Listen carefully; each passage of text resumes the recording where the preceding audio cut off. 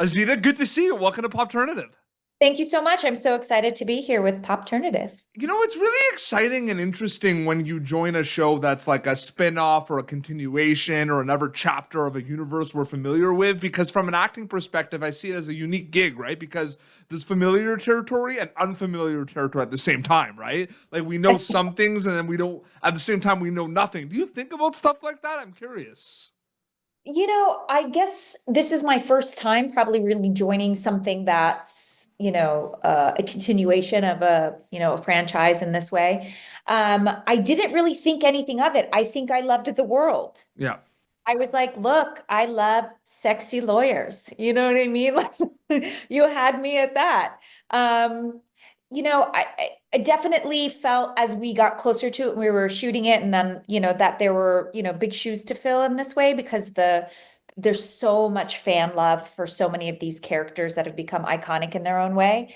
Um, but ultimately, I just knew we would be our own thing and that would take a minute for everybody to kind of get on board with and accept. Absolutely. It's really interesting when you film something like this, and I have my filmmaker hat on. Like I make films now too, so I think about these things a lot now. Is like there's gonna be some scenes that you're gonna do that, you know, are gonna be like sometimes longer than other scenes, right? Where like you're maybe like doing one or two scenes and it takes like a day or anything. And I'm wondering, do you think about like those big scenes sometimes where it took you a whole day and then we see like 3 minutes of it, right? Do those feel like their own kind of show sometimes, or like their own little movie, or do they feel like it was a big part of Suits LA? Because that's interesting too, right? Yeah, no, I mean, those big scenes, we've got one actually tomorrow. It's like almost 4 pages with 5 actors. So that's 5-person coverage that's going to take a bit of time. And there's so many pieces of that story that you need to tell, right? Mhm. So it's such an interesting day when you hit those kinds of things. I did a film called Complete Unknown with like Michael Shannon and Rachel Weisz and Omar Metwali and Michael Chernus. And we had a dinner, like a 9-page dinner party scene with like 9 actors. And that was an overnight shoot for like 10 hours. So after something like that, I'm good. You know what I mean? And Like it's funny because how long was the runtime of that dinner scene in the movie? Probably like four I get minutes. probably like 4 minutes. Yeah.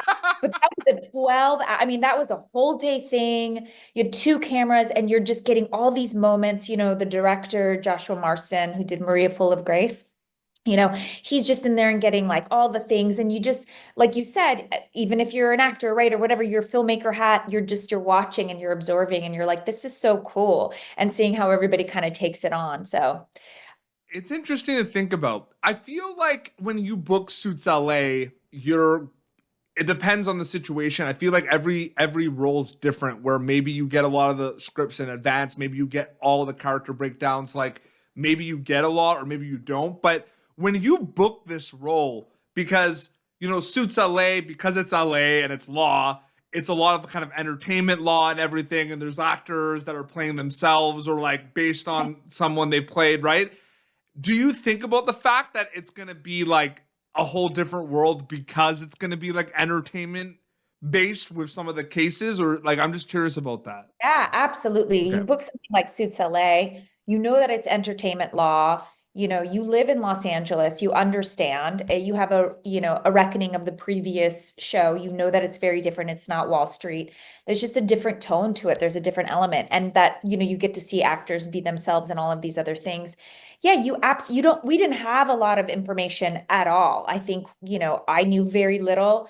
That you have to do a ton of script analysis. The writers definitely keep things kind of close to the chest. Mhm. They're just kind of like, so every time you get a script, you are surprised and you're excited and you get to learn more about the spine of your character, which is incredibly cool. But it was definitely taking it piece by piece and learning as we go because it was this kind of big, expansive story about, Ted Black, who was a former prosecutor who becomes an entertainment lawyer of all Yep, things. So it's like, exactly. how do you unpack all of that while introducing these people that live and die LA? You know what I mean? That like live in this industry. This is their whole entire thing. So the merging of those worlds has really made for like interesting television. Perfect kind of segue.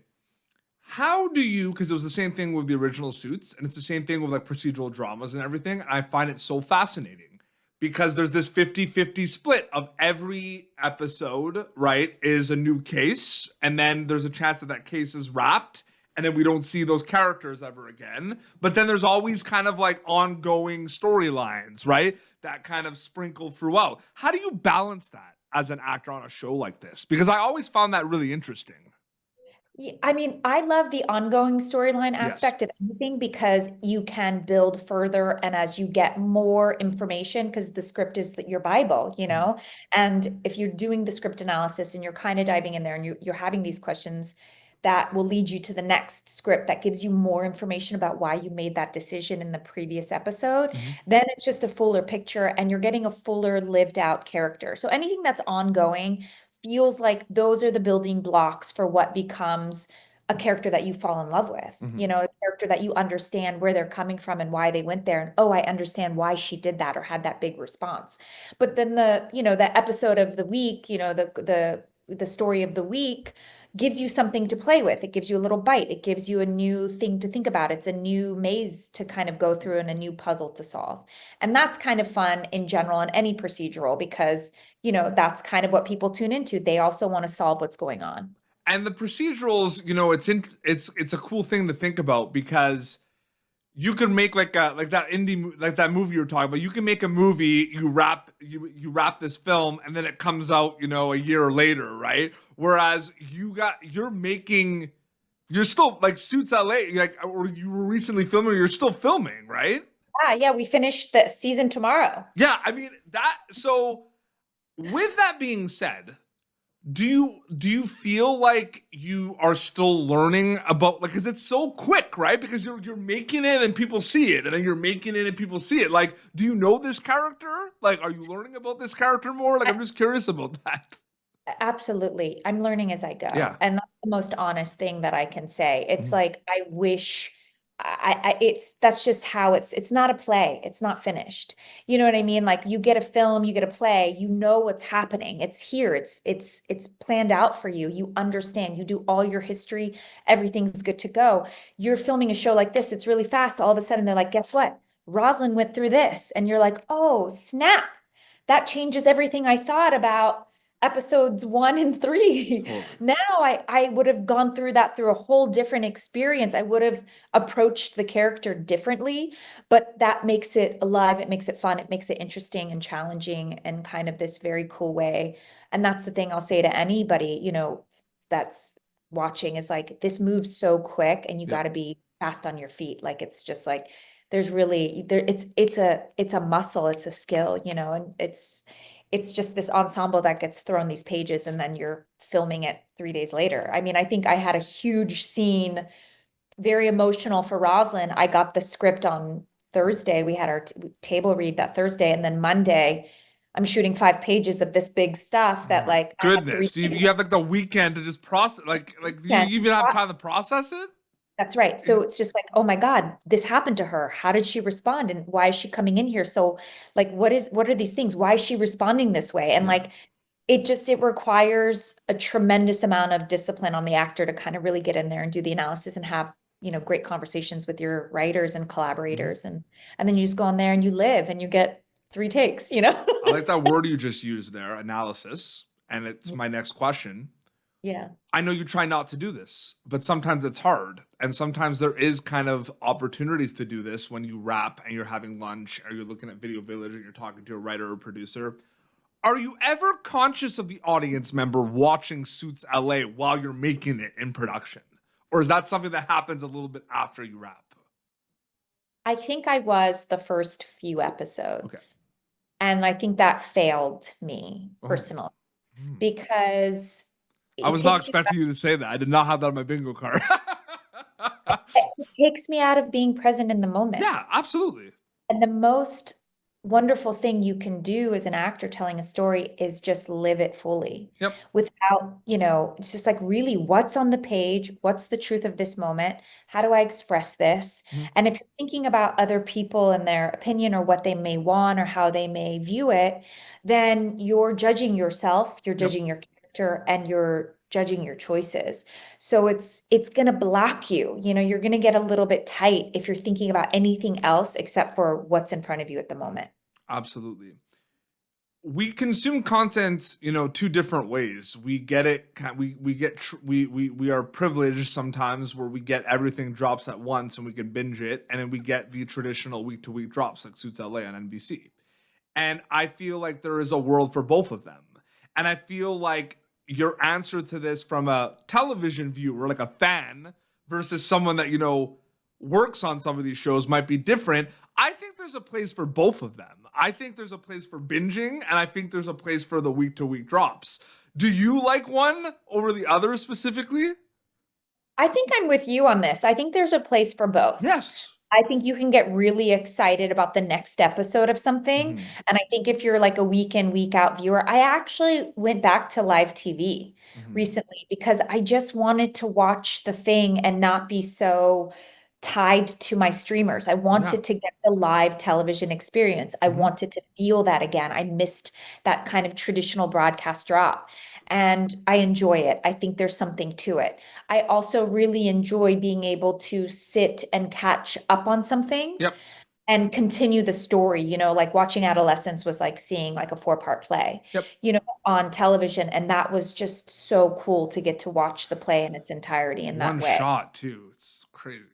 Absolutely phenomenal filmmaking. Did you see Philip Baratini's Boiling Point? Did you watch that one? No. With Stephen Graham? It's fantastic. It's a restaurant. It's also one shot, but it's the night of a busy holiday. It's I think it's Christmas Eve, and it's like a fancy restaurant. It's like the staff and him as the head chef. It's really good. Oh, I'm gonna watch it. Stephen Graham is phenomenal. And what he did was just bananas, and it's so nice to see him get his flowers.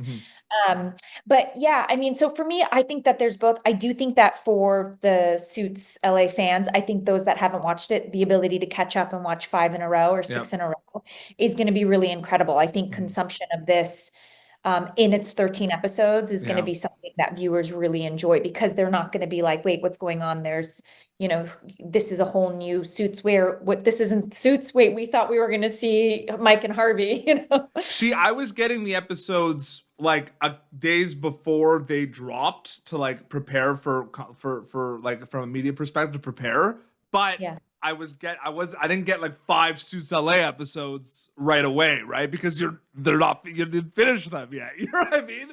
But there's been some really unique situations though, Azita, where we will get like 6 episodes of a show, but they drop week after week. So like you get to binge it from a media perspective. That's not how other people are going to watch it, if that makes sense. Yeah, absolutely. I mean, and I think that it benefits the show in some ways, because you're not, you know, I do think that, like, you know, when you get to watch a show in its entirety, a whole first season or 8 episodes, you know, over a weekend or something, you really understand a character's journey. When you're getting it piece by piece, you're piecing them together piece by piece. 100%. Things might not make sense until episode 8 for you. And so there's pluses and minuses to both, but I'm with you. I like both. Well, I mean, the spinoff, I mean, I feel like the fact that it's a spinoff and that we know that it's part of an existing world, and we know that there have been kind of some cameos and guest appearances from Suits, I feel like the week-to-week drops are perfect, because it's like, you know, even the people that aren't dialed in, that don't go online and see, you know, that there's guest stars, because sometimes they're announced in advance, but it's like, it's cool to be like, who's going to show up this week? You know what I mean? Like, exactly. There's always a possibility that someone we might recognize or know might be coming back, right? It's fun to think about. Can't wait for people to see episode 12. Absolutely. Well, that's a perfect way to end this. That's awesome. Yeah, episode 12. Absolutely. Well, you know, surprised for that. Suits LA on NBC. Azita, so great chatting with you. Thank you so much for your time. Thank you so much. Yeah, it's so cool to meet you. Yeah, absolutely. Likewise. I love TV fans. For sure. It's great. We watch a lot of TV. You make TV and you watch TV. So I feel like you're like really I learned English on television. Yeah. That's how I learned English, was watching TV. Wow, that's so crazy. Your Instagram account is probably the best way for people to keep up to date with everything. Is it just your name? It's Azita Graham. Okay, perfect. So Azita Graham. Awesome. Well, this has been Popternative. YouTube.com/Popternative for previous episodes. Until next time, this is Azita with Rosalind in Suits LA on NBC, and PD Beats signing off. Thank you for tuning in to Popternative. Make sure to check out our past episodes of Popternative on YouTube. This has been an Autograph Communications production.